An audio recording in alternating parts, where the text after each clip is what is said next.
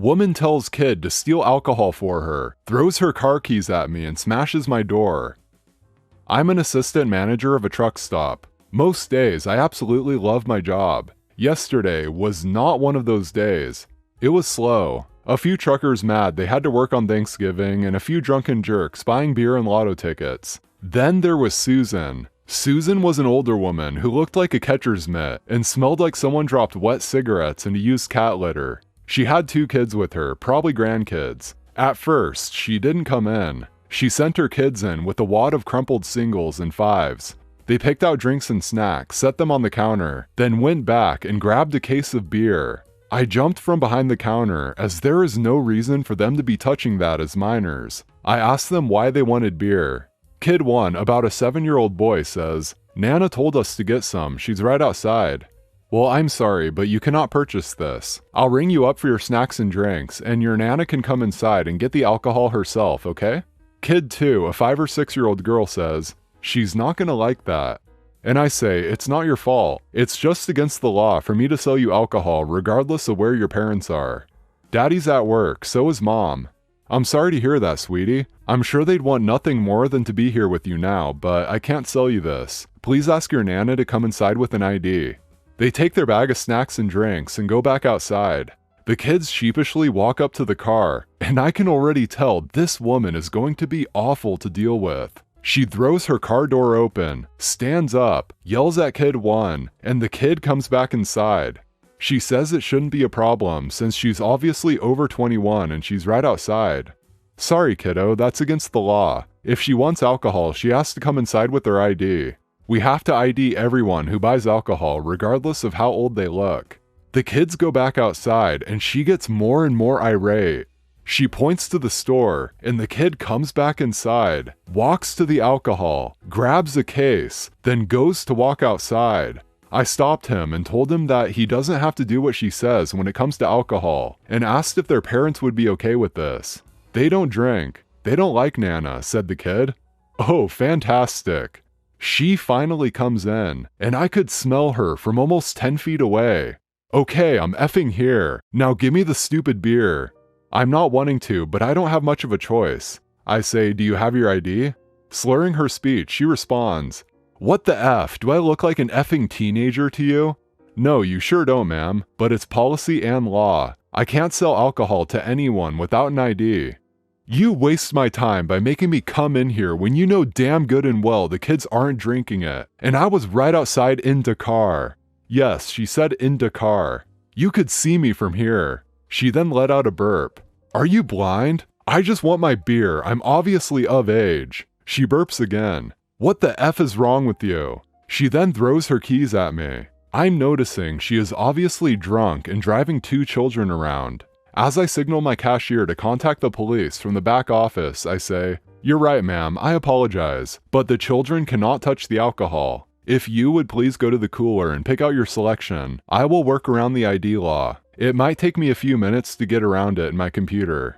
All I needed was a birthday, but she didn't need to know that. I spent a few minutes reprinting receipts, checking shower logs, and apologizing profusely for the delay. Once the cops showed up, I breathed a sigh of relief.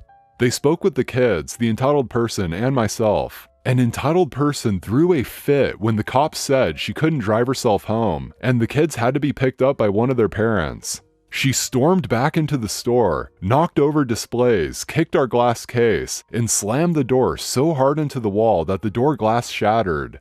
Cops were on her in a heartbeat, and the kids' parents were called, and I gave the poor kiddos a TY beanie keychain to brighten up their faces. Their dad showed up, and he's a nurse, still in his scrubs. I felt so bad. Some people shouldn't be allowed near children. You have to give me a child. So my older sister is 20, and years ago she was in a terrible incident which got her pregnant. I don't want to go into too much details, nor do I want to expose her much, but it caused her to be mentally disturbed and was in terrible health. She aborted that child. Now this is well known in the family because it was a big incident. So here comes the entitled person in the story, our auntie, Maddie. Maddie wasn't there when the incident happened. In fact, she joined our family months after it. Maddie is married to our uncle, and she always wanted a child of her own. Last year, she did conceive, but unfortunately, it was a miscarriage. Everyone felt sorry for her that year, until it was Maddie's birthday. We all celebrated by going to a little house party, but that was when things got really uncomfortable. And mind you, my sister and auntie are the only females who are 20 and above in the family. Maddie says to my sister, "Hey, I want to ask you something." "What is it?" "This might be rude to ask, but is it true you were pregnant before?" What happened to the baby?" "I don't really want to say." "Please, I just want to know something." "Sorry, but I feel really uncomfortable with this, and I don't want to talk about it in any more detail. Please look at me. We're family, and family help each other in their time of need. Only you can help me fulfill my dreams of having a happy family." At this point, Maddie became more crazy and started shaking my sister by the shoulder. My sister claimed it was like talking to a nut job, since she wouldn't stop bothering her about the whole thing. But Auntie Maddie goes on and says, "Please, I want to adopt your child. I want to have a baby." Some at the party began noticing and pulled Maddie away. My sister felt very uncomfortable around Maddie and decided to just leave the party, and I left with her as she filled me in the details of what happened. This left them feeling uncomfortable and wary around one another for a very long time. In fact, my sister literally avoids her like the plague. Until it was my older brother's birthday a couple of months back. Maddie arrived with Uncle, since unfortunately it was a family celebration. At the party, Maddie seemed like she was calm and chill. She even apologized to my sister for what she did. My sister did forgive her since they were family, and she didn't want things to be more uncomfortable. Until it was time to open up the presents. Maddie gave my sister an apology gift, and when she opened it up, inside was an effing baby outfit with a small handmade card that said, "Will you help me by giving me a child?" There was a huge awkward silence, like no one could say anything. Maddie looked like there was nothing wrong and asked her in front of other family members. Maddie said, "Listen, I really want a child, and I beg of you to please give me a child. It doesn't have to be the one you put up for adoption. You can even give me a new one, and I'll be completely okay with it." My sister was so pissed that she ran off to her room and locked herself in for the rest of the day. My uncle was furious, as well as the rest of the family members, as they started swearing at Maddie for doing something so shameless and disgusting. Like, honestly, what is wrong with this woman? Uncle told me they can't have kids, but he didn't want to tell me the details. And that's what is causing Maddie to go ballistic for my sister to give her a kid. Then Maddie sent a text. "You have to give birth to my child. I am desperate. Please give me a kid. Me and Uncle can't be a proper family without one." My sister blocked her before she could send more.